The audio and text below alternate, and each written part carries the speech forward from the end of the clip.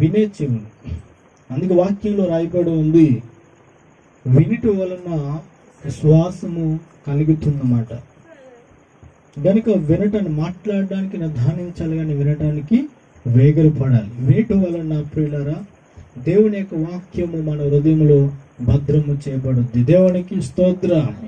ఒక రోజున ప్రియుల బేతనీలో యేసుక్రీస్తు ప్రభువారు మార్త ఇంట్లో ప్రవేశించిన తర్వాత, మార్త అయితే తన విస్తారమైన పనిపాట్లలో తొందరపడుతూ మరి ప్రియుల యేసు దగ్గరికి వచ్చి మరి యేసు పాదం మీద కూర్చున్న మరియను చూసి యేసు మరి చెబుతున్నటువంటి బోధ వింటూ ఏమంటుందంటే,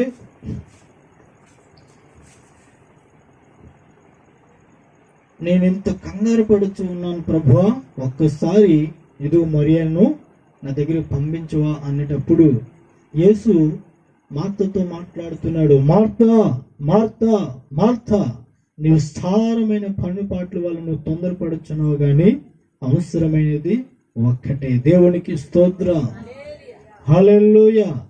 దేవుని యొక్క సన్నిధికి వచ్చిన తర్వాత, దేవుని యొక్క పాదం మీద కూర్చున్న తర్వాత, ఇదిగో మరియా ఇదిగో ఉత్తమమైన దానిని ఏర్పరచుకున్నట్లుగా దేవుని పాద సన్నిధిని, ఉత్తమమైనది ఏమిటంటే ప్రియులరా, ప్రభువు నీతో మాట్లాడుతుండగా ఆ మాటలు నీ హృదయంలో నువ్వు భద్రము చేసుకోవడము. దేవునికి స్తోత్రం. ఇదంతా వినిన తర్వాత తేలిన ఫలితార్థము ఒకటే, యెహోవా యందు భయభక్తులు కలిగి ఆయన త్రోవల యందు నడుచుకొనవలెనటే ఇదే మానవ కోటికి విధి అన్నాడు. దేవునికి స్తోత్రం. ఇంకా కీర్తన 128:1 మనం చూస్తాం, యెహోవా యందు భయభక్తులు కలిగి ఆయన త్రోవల యందు నడుచు వారందరూ ధన్యులు అంట. దేవుని యందులి ప్రియులరా ఒక వ్యక్తి మరి భయభక్తులు కలిగి ఉంటే పరిశుద్ధులే ఉంటారు. దేవునికి స్తోత్రం. అందుకే వాక్యము ఉంది, హృదయ శుద్ధి గలవారు ధన్యులు, వారి దేవుని చూచేదారు. ఈ ఎప్పుడు ఈ శుద్ధత ఉంటుందంటే ప్రియులారా, దేవుని యొక్క భయము ఎవరిలో ఉంటుందో ప్రియులారా, వారు పరిశుద్ధముగా వారు జీవించగలవారి జీవితం అంతా. దేవునికి స్తోత్రం. వారు ఈ లోకము నుండి అనగా ప్రియులారా ఎదుగు అపవాదు నుండి, ఈ లోకములో ఉన్నటువంటి పాపము నుండి, ఈ లోకములో ఉన్నటువంటి నటన నుండి, ఈ లోకంలో ఉన్నటువంటి స్నేహము నుండి, ఇదిగో ఈ లోకంలో ఉన్నటువంటి అవిధేయత నుండి, ఈ లోకంలో ఉన్నటువంటి అపవిత్రత నుండి ఒక వ్యక్తి దేవుని భయభక్తులు కలిగినలా తన్ను తాను భద్రము చేసుకుంటాడంట. దేవునికి స్తోత్రం. అందుకే ప్రియులారా మన ఎడల దేవుని చిత్తం ఏదో అపోస్తుడైన పౌలు మాట్లాడదు. మనము ప్రియులారా దేవుని చిత్తం మన జీవితంలో నెరవేర్చబడాలంటే మనము మన ఘట్టాలను మనము కాపాడుకోవాలి. దేవునికి స్తోత్రం. దేవుడు చక్కగా సంఘము నిమిత్తము ప్రియులారా అది పరిశుద్ధముగా ఉన్న తన్ను దాని కొరకు అప్పగించినట్టు మనం చూస్తూ ఉన్నాము. దేవునికి స్తోత్రం. 1 తిమోతి 4:7 మనం చూస్తాం, ఇదిగో తిమోతితో ప్రియులారా అపోస్తుడైన పౌలు మాట్లాడుతూ ఉంటాడు. ఏమనంటే, తిమోతి ఇదిగో దైవ భక్తి విషయంలో నీవు మట్టికి నువ్వు సాధకము చేసుకునము. ఎందుకంటే దైవ భక్తి ఇప్పటి జీవ విషయంలోను రాబో జీవ విషయంలోను ప్రయోజనకరమై ఉన్నది. దేవునికి స్తోత్రం. ఎందుకంటే శరీర సాధకము కొంతకాలం మట్టికి ఉపయోగపడుతుంది, కానీ దైవ భక్తిలో ఉన్న సాధకము ప్రియులారా మనము ఈ లోకంలో జీవించినంత కాలము, ఈ జీవితం అయిపోయిన తర్వాత దేహముని విడిచి అక్కడికి పరలోక రాజ్యమునికి వెళ్ళినంత వరకు అక్కడ కూడా మనకు ఉపయోగపడుతుందంట. దానికి వాడిన పదం ఏమిటంటే ప్రయోజనకరము. దేవునికి స్తోత్రం. సాధకము చేయాలి, సాధకము చేయాలి. నువ్వు ప్రార్థన పూర్వకముగా నువ్వు సాధనము చేయాలి ప్రియులారా. ఇదిగో వాక్యము నీ హృదయంలో ధ్యానం చేసుకుంటూ సాధన చేయాలి. ఎదుగో వాక్యమును పట్ల విధేయత కలిగి ఉండి ప్రియులారా దేవుని మాటలకు తగ్గటువంటి ఇదిగో మనము నడిపింపును మనం నడిపించబడాలి. అందుకే ఒక మంచి మాట సామెతలు మనం చూస్తాం, దేవోక్తి లేని ఎడల మనుషులు కట్టు లేకుండా తిరుగుతారంట. దేవునికి స్తోత్రం. గనుక వాక్యమును హృదయంలో ఉంచుకోవాలి. భక్తుడు అన్నాడు, పిల్లల కీర్తన మనం చూస్తాం, నా హృదయంలో నేను పాపము చేయకూడనట్లు ప్రభువా నీ వాక్యం నా హృదయంలో ఉంచుకొని ఉన్నాను. ఇంకో భక్తుడు మాట్లాడుతున్నాడు, ఎదుగో నీ వాక్యం నా పాదములకు దీపము, నా త్రోవకు వెలుగునే ఉన్నది. ఇదిగో ఆయన తన వాక్యమును పంపించి తన వారిని బాగు చేశాడంట. ఇదిగో దేవుడు ఒక వ్యక్తికి ప్రియులరా, ఇదిగో ఆధ్యాత్మిక స్వస్థత కానీ, శారీరక స్వస్థత కానీ, ఆర్థికమైన సమస్యలు కానీ, అన్ని విషయాలు విడుదల కావాలంటే ప్రియులరా, దేవునికి వాక్యమే అన్నిటికీ సమాధానము. దేవునికి స్తోత్రం. కనుక దేవుని యొక్క మాటలను ప్రియులరా, ఇదిగో మన యొక్క జీవితంలో ఏం చేసుకోవాలి? సాధకము చేసుకుని వాటితో మనం ఏం చేయాలి? సాధకము దేవుని ధర్మశాస్త్రమందు ఆనందించుచు దాన్ని దేవారాత్మగా ధ్యానించువాడు ఎటువంటి వాడంట? ధన్యుడవుతాడు. దేవునికి స్తోత్రం. నిత్యము మనము ఆయన ఎడల ఆశీర్వదించి బిడ్డలుగా ఉండాలంటే, ఆయన ఆశీర్వాదం మన జీవితంలో రావాలంటే, ఆయన ఆశీర్వాదమును మన జీవితంలో ఇదిగో మనం పొందుకోవాలంటే, అటు రీతిగా మన జీవితమును వృద్ధి చేసుకోవాలంటే మనం ఏం చేసుకోవాలంటే వాక్యముతో మనము సాధకము చేయాలి. సాధకం అంటే ఏంటి చెప్పండి? సాధకం అనగా అర్థం ఏంటి? ఇదిగో నువ్వు ప్రయత్నము చేయడము. అందుకే భక్తులు ఒక సామెత ఉంది, ఇదిగో నువ్వు ప్రయత్నము చేసి చూడు, కానీ ఫలితం రాకపోయినా తప్పేమీ లేదు, కానీ నువ్వు ప్రయత్నము చేయాలి.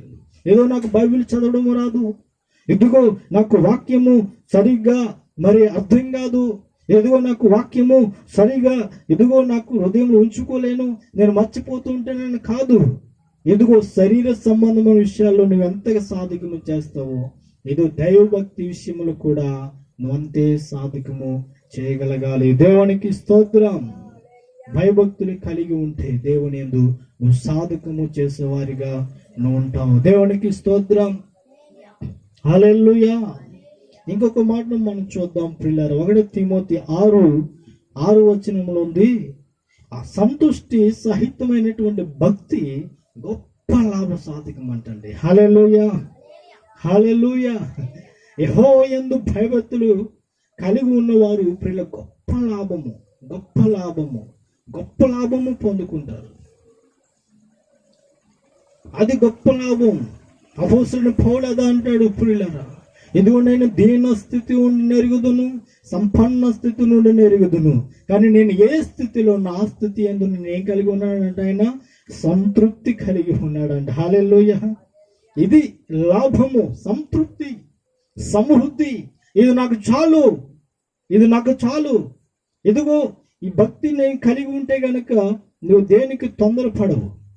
ఇదిగో దేవుడు నాకు మంచి గృహాన్ని ఇచ్చాడు చాలు, ఇదిగో దేవుడు నాకు మంచి బిడ్డల్ని ఇచ్చాడు అది చాలు, దేవుడు నాకు మంచి జాబుని ఇచ్చాడు అది చాలు, దేవుడు ఇదిగో నాకు కావలసిన రోజు పోషిస్తున్నాడు అది చాలు. ఇదిగో నేను ఎవరిని చూడకూడదు, ఇదిగో నా యొక్క బంధువులను చూడకూడదు, నా ప్రాంతంలో చూడకూడదు, ఇదిగో నేను ఎవరితో నేను కంపేర్ చేసుకోకూడదు. ఇదిగో ఆ సంతృప్తి కలిగి ఉండాలి. దేవునికి స్తోత్రం. హల్లెలూయా. ఈ యొక్క సంతృప్తి లేకపోతే పిల్లలు కొంతమంది ఇదిగో నేను వాడబద్దలైపోయినటువంటి శ్వాసంను పోలి ఉంటారు అన్నమాట.